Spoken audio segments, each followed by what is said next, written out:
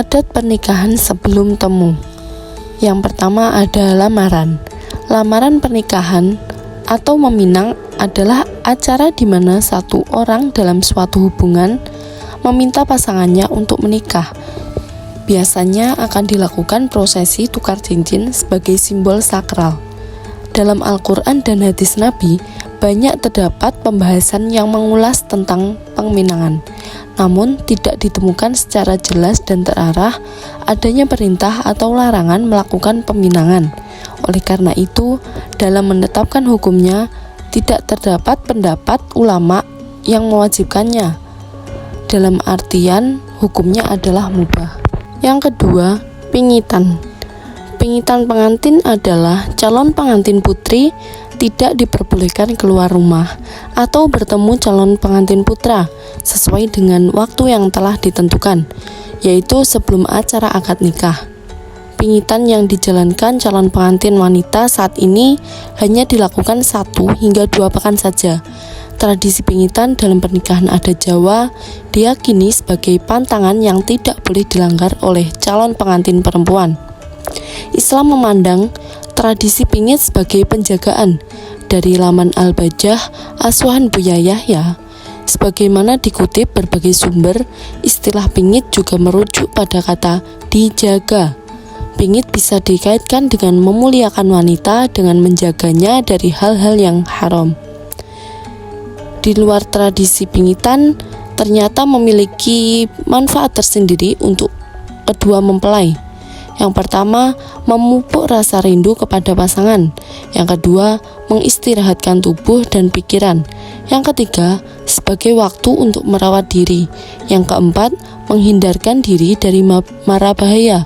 Yang kelima, memupuk kesabaran dan saling percaya kepada pasangan. Dan yang terakhir, memupuk kebersamaan dalam keluarga. Yang ketiga ada siraman. Siraman merupakan proses memandikan atau mengguyur calon pengantin sebelum prosesi akad dilaksanakan. Bagi masyarakat Jawa, siraman tidak hanya membersihkan raga saja, tetapi juga untuk membersihkan jiwa kedua calon pengantin, sehingga mereka dalam keadaan bersih dan segar saat memulai kehidupan baru sebagai suami istri.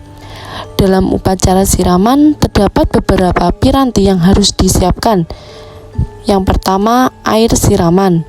Yang kedua, kembang setaman. Yang ketiga, gayung dari batok kelapa. Yang keempat, kendi yang dipecahkan.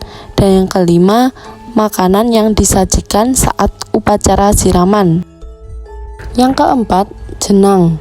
Jenang menjadi salah satu kue tradisional yang biasanya wajib ada di acara pernikahan, khususnya dalam acara pernikahan adat Jawa. Jenang memiliki filosofi dan makna yang mendalam. Yang pertama, jenang merupakan simbol kerekatan hubungan kedua mempelai. Jenang terbuat dari beras ketan yang memiliki tekstur lengket. Hal ini yang kemudian menyimbolkan bahwa mempelai diharapkan bisa saling menyatu, saling terikat, dan memiliki hubungan yang baik. Yang kedua, sebagai simbol kesabaran dan kerja keras. Proses pembuatan jenang bisa dibilang cukup lama, dan proses yang membutuhkan kesabaran ekstra dalam membuatnya. Dari proses pembuatannya ini, orang tua ingin mengingatkan agar mempelai juga bisa menjadi pasangan yang penuh kesabaran dan dalam menjalani bahtera rumah tangga. Yang ketiga, simbol kerjasama. Jenang ini juga dibuat secara gotong royong, yang menandakan bahwa dalam rumah tangga harus ada kerjasama. Yang kelima, manggulan. Manggulan merupakan suatu rangkaian ritual yang dilakukan oleh orang yang memiliki hajat pernikahan untuk mencegah turunnya hujan saat berlangsungnya acara pernikahan, sebagai cara memohon doa keselamatan dan kelancaran pernikahan secara adat Islam Kejawen.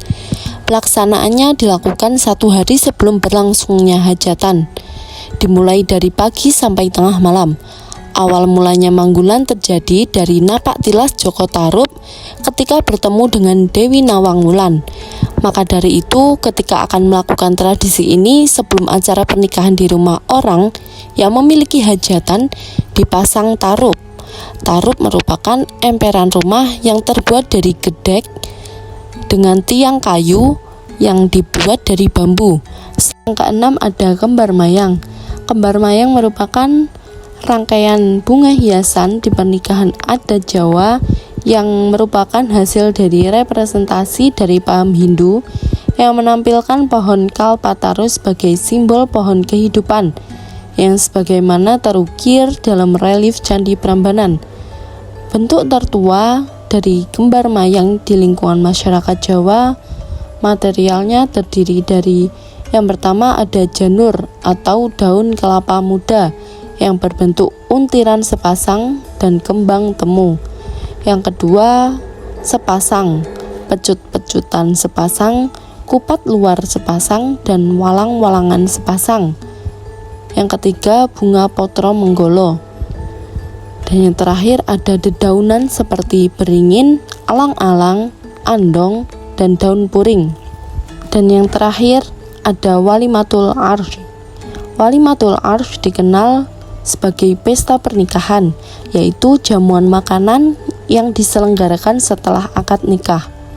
Di Indonesia, waktu pelaksanaannya bervariasi, tergantung dari tradisi daerah masing-masing. Waktu pelaksanaannya bisa berkisar antara 1-3 hari dengan beberapa agenda di dalamnya. Adapun syarat-syarat yang menjadikan seseorang muslim wajib menghadiri walimatul arsy, yaitu yang pertama, orang yang mengundang adalah kerabat atau saudara. Yang kedua, ditentukan orangnya. Maksudnya, jika undangan walimatul arsy bersifat umum atau tidak menentukan orangnya, maka tidak wajib untuk menghadiri undangan tersebut, dan hukumnya menghadiri adalah fardu kifayah. Apabila orang lain telah menghadirinya, maka orang yang lain tidak wajib melakukannya. Yang ketiga, tidak ada halangan sesuai dengan ketentuan hukum Islam, misalnya sakit keras, hujan deras, banjir, dan sebagainya. Dan terakhir, di tempat walimatul arsy tidak terdapat perbuatan jahat atau kemungkaran.